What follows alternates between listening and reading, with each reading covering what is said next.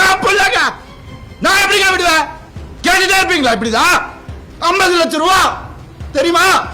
2 பேரும் school fees. எத்தனை வருஷம் நான் அதை கட்டி பார்த்துட்டு இருக்கேன். அவங்களுக்கு நல்ல லைஃப் கிடைக்கணும்னு.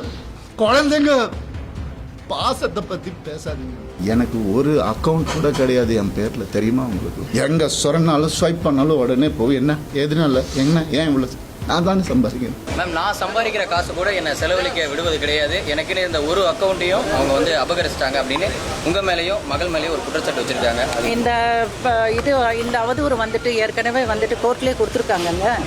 ஒரு கல்யாணம் ஆகி வந்து புருஷன் பொண்டாட்டி ஆனதுக்கப்புறம் உன் அக்கௌண்ட்டு என் அக்கௌண்ட்டுன்னு எனக்கு தெரியல. அது இப்போ மாறி இருக்கலாம்.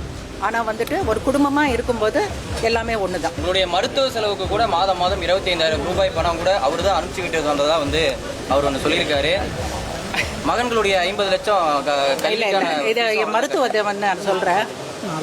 அதாவது அந்த மாதிரி ஒரு நடக்கலை. இருந்தாலும் அப்படி பண்ணால் ஒரு மாப்பிள்ளையாக வந்துட்டு அவர் கடமை அவர் செஞ்சுருக்காருன்னு தான் நினைக்கிறேன்.